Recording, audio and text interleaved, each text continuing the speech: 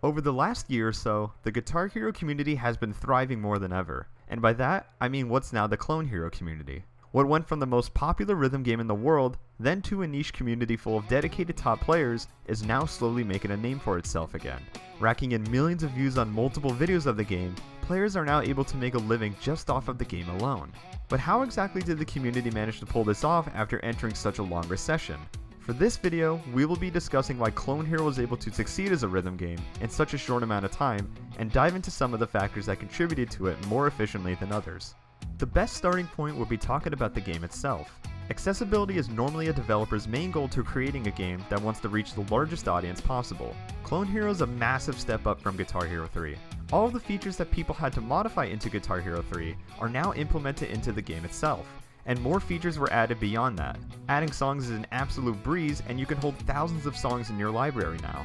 You can edit plenty of things during gameplay, including gem size, custom background videos, and tons of other micro adjustments to make the game as comfortable for the player as possible. Say goodbye to speeding up songs on Audacity because the game has a built-in function now where you can do it right on the spot. Custom hyperspeed makes it so slow reading players can comfortably read at slow speeds, and other players can now read at high speeds as they want for their needs too. Lastly, frame rate is extremely smooth, as there's now no need to use an external program to cap your frame rate at whatever one you desire.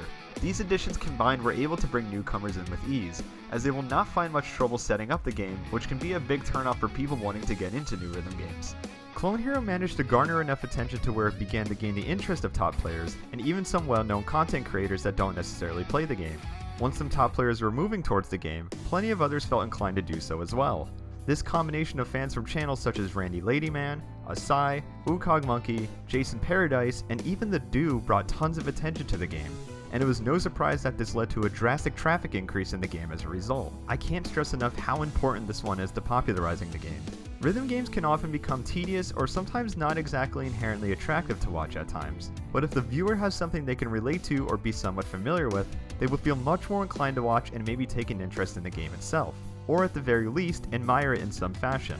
Plenty of top players have managed to go viral through the likes of various memes.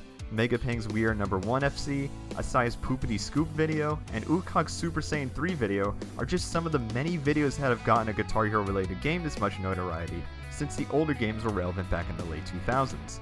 This one is more or less a subcategory of the last one, but is basically the forefront of almost every popular Clone Hero video. Love 'em or hate 'em, reaction videos are the gold standard of YouTube. There's just something about seeing someone utterly shocked about something that entices a viewer to want more, and Clone Hero is able to emulate this as well.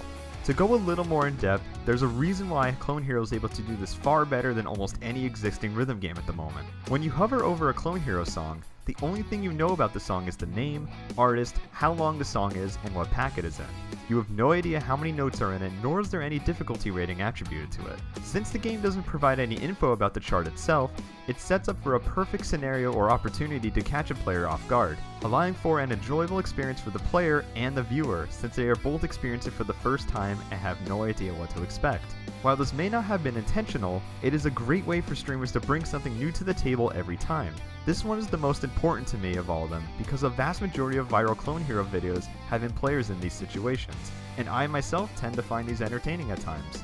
With these factors combined, Clone Hero manages to reign as the most popular rhythm game at the moment, nearing 68,000 members on the official Discord server alone, not counting other players' Discords. Sometimes for the game to become popular, it takes a bit more than the game itself to build its way up to a larger group of people. There are plenty of other things that I can note in this video that contributed to it as well, but hopefully this gave a short and concise overview of how the game became what it is today. With Clone Hero thriving at the moment, I am very curious to see how far this game can push rhythm games in general to the mainstream, as I think a lot of us have been wanting to see something like that happen for a while now. This game can reassure the people who said that rhythm games were just a phase completely wrong, and I have the utmost confidence that they, and perhaps other rhythm games, can continue to disprove this notion further. Be sure to check out my Patreon and other Sellout links below. I'll see you all in whatever video I upload next, and take care.